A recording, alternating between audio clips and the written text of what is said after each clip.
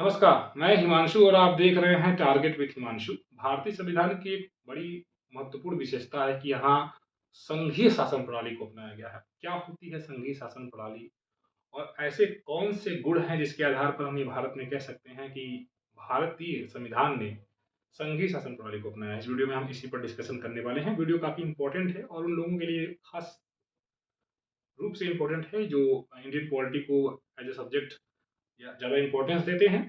और अगर आप इसे कोई भी गवर्नमेंट एग्जाम की तैयारी कर रहे हो तो ये आपके लिए बहुत बड़ी इंपॉर्टेंट चीज़ है। वैसे भी अपने देश के बारे में आपको जानना चाहिए, बहुत ही इंटरेस्टिंग ये पार्ट है। ठीक है, तो चलिए मैं बिना समय गंवाए डायरेक्टली आपके मुद्दे पर आता हूँ कि भारतीय शासन प्रणाली जो है, भारतीय संविधान है, इसमें संघीय शासन व्यवस्था को अपनाया गया है। और क्या होता है संघीय फेडरल सिस्टम क्या होता है?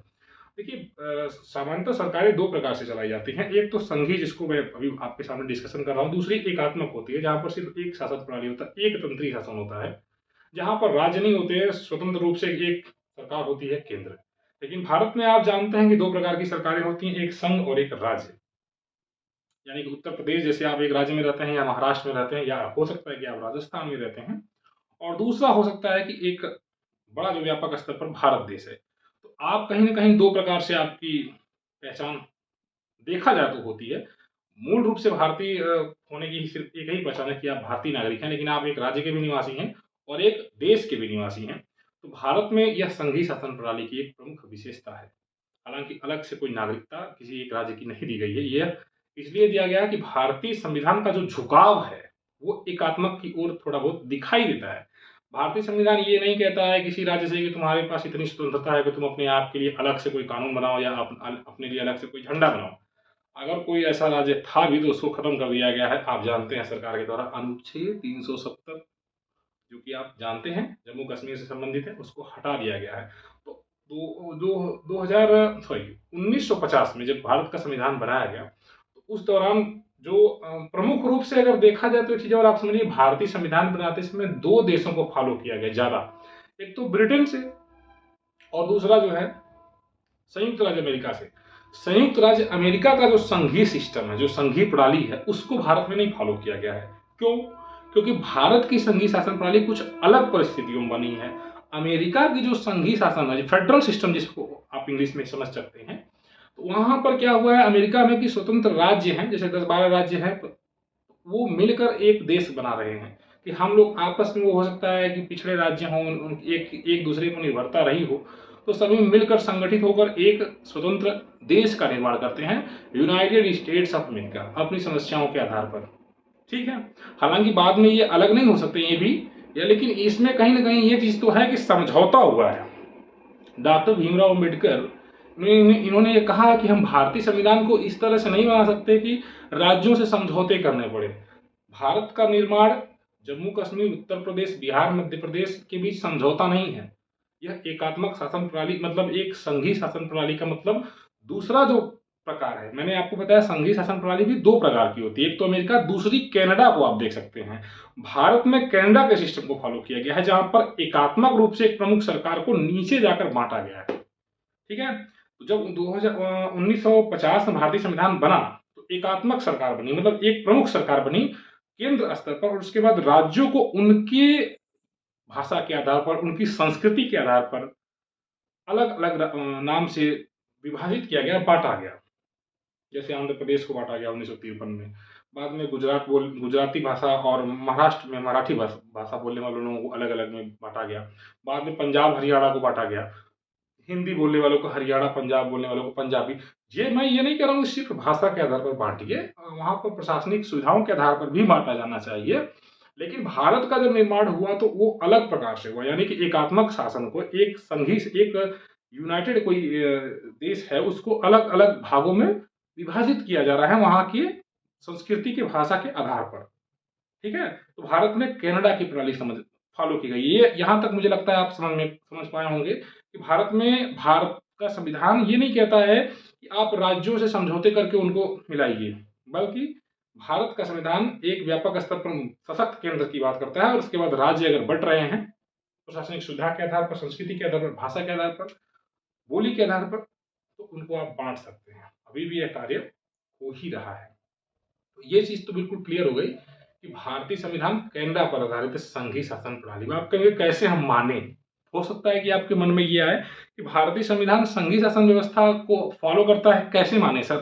दो तीन बात मैं डिस्कस कर देता हूँ आपके सामने। नंबर एक, यहाँ पर लिखित संविधान है, राइट। लिखित संविधान होने से क्या होता है कि संघीय सरकार और राज्य सरकार में शक्तियों का विभाजन हो जाता है। शक्तियों का विभाजन होने से क्या होगा? शक्तियों का विभाजन होने से जो संघ सरकार यानी केंद्रीय सरकार है, वो राज्य की शक्तियों में जबरदस्ती हस्तक्षेप नहीं करेगी, है ना। तो भारत में एकात्मक शासन तो है नहीं। ऐसा तो है नहीं कि भारत में सिर्फ एक ही सरकार है। भाई साहब, लोकसभा का भी चुनाव होता है, विधानसभा का भी चुनाव होता है। कुछ कुछ सूची ऐसी है जो राज्यों को दी गई है, कुछ सूची ऐसी है जो केंद्रों को दी गई है। तो शक्तियों का विभाजन हुआ कि नहीं? शक्तियों का विभाजन होना संघीय सूची संघीय राज्य प्रणाली का ही विशेषता है। भारत में संघीय शासन प्रणाली की एक विशेषता अगर आपसे किसी परीक्षा में पूछ देता है लिखने के लिए, जो मैं बता रहा हूं इसको आप पूरा लिख सकते हैं, बहुत जबरदस्त, ठीक है। ये मेंस में भी काम आने वाली चीज है कि कैसे आप इसको सिद्ध करिए। तो एक तो छोटी सी अलग अलग सूची बनाई गई है आपके सामने, समवर्ती सूची अगर आप देखें, या फिर राज्य सूची और केंद्र सूची है। तो अलग अलग सूचियां भी संघीय शासन प्रणाली की ही विशेषता है। अगर केंद्रीय रहता, सिर्फ एक ही केंद्रीकृत प्रणाली रहती, तो भाई साहब सूची की जरूरत ही नहीं है, सारा सारा का सारा कानून केंद्र ही बना देता। दूसरी बात, ये एक विशेषता हो गई, ठीक है ना। दूसरी विशेषता है राज्यों को भी प्रतिनिधित्व दिया गया है। राज्यसभा क्या है बताइए? राज्यसभा क्या है? संसद में राज्यसभा है कि नहीं प्रमुख? तो राज्यसभा को भी प्रतिनिधित्व दिया गया। राज्यसभा में कौन आता है? राज्यों के प्रतिनिधि आते हैं। राज्यों को भी व्यापक स्तर पर केंद्र सरकार केंद्रीय स्तर पर अपनी बातों को कहने का मौका देने वाली संसद की जो सभा है, राज्यसभा है, राइट। लोकसभा में तो सीधे जनता के प्रतिनिधि चुनकर जाते हैं, लेकिन राज्यसभा में हर राज्य से एकल संक्रमणी मत के द्वारा चुने हुए प्रतिनिधि जाते हैं। तो राज्यों को भी अपनी बात कहने का हक है। ये बात राज्य कहीं ना कहीं संघीय शासन प्रणाली की एक और विशेषता है ना। दूसरी चीज है तीसरी चीज है सर्वोच्च न्यायालय। सर्वोच्च न्यायालय, और सर्वोच्च न्यायालय भी स्वतंत्र, यानी कि अगर राज्य सरकार के मामलों में केंद्र सरकार जबरदस्ती कोई हस्तक्षेप करती है, तो उसके लिए हमारे देश में सबसे बड़ी अदालत बैठी हुई है, सुप्रीम कोर्ट, जो कहेगी भैया ऐसा है, अपने काम से काम रखो, ठीक है ना। तो ऐसा नहीं है संसद को करने देगी कि आप जबरदस्ती किसी मामले में हस्तक्षेप करें, ठीक है। इसके लिए सर्वोच्च न्यायालय है, स्वतंत्र सर्वोच्च न्यायालय। स्वतंत्र न्यायपालिका का होना भी संघीय शासन प्रणाली में एक प्रमुख विशेषता है। ब्रिटेन में संसदीय सर्वोच्चता है। ब्रिटेन में संसद जो कह देगी वही सब कुछ हो जाएगा, लेकिन भारत में संविधानवाद है। भारत में संविधान सर्वोच्च है। वो चाहे सर्वोच्च न्यायालय हो, चाहे हाई कोर्ट हो, चाहे सुप्रीम कोर्ट हो, वही सर्वोच्च न्यायालय सुप्रीम कोर्ट। मेरे कहने का मतलब संसद या फिर आम नागरिक ही क्यों ना हो, कोई भी संविधान से बढ़कर नहीं है। जो संविधान चूंकि आम नागरिक के लिए है, लेकिन आप एक व्यक्ति के रूप में, एक नागरिक के रूप में गैर संवैधानिक असंवैधानिक कार्य नहीं कर सकते, ठीक है ना। तो संवैधानिक कार्य जो संविधान में लिखे गए हैं, ये भी एक प्रमुख विशेषता है, लिखित संविधान। लिखित संविधान का होना भी संघीय शासन प्रणाली की विशेषता है। क्यों? क्योंकि अगर लिखा रहेगा तो केंद्र सरकार भी ये हो अगर है तो वो कहेगी कि भाई जो उसके सामने लिखित संविधान है, लिखा गया है, उतना ही काम उसको करना है। कल को कोर्ट पूछेगा ना कि आपने किस अधिकार से काम किया बताइए। आप जानते हैं ना, अनुच्छेद 32 में सुप्रीम कोर्ट 5 रिट जारी करता है, और आप किस अधिकार से, एक प्रश्न पूछा जाता है सुप्रीम कोर्ट के द्वारा, उसका आप बताइएगा उस रिट का नाम क्या है, ठीक है। तो फिलहाल ये भी एक बात है संघीय शासन प्रणाली की, लिखित संविधान है ना। शक्तियों का विभाजन लिखित रूप से कर दिया कि भैया तुमको ये काम करना है, तुमको ये काम करना है। ये तमाम विशेषताएं भारतीय संविधान को संघीय रूप प्रदान करती हैं। लेकिन आप ये बिल्कुल नहीं कह सकते कि भारतीय राज्य कल को अलग होने लगे, या भारतीय राज्यों को स्वतंत्र होने की छूट है, ऐसा नहीं है।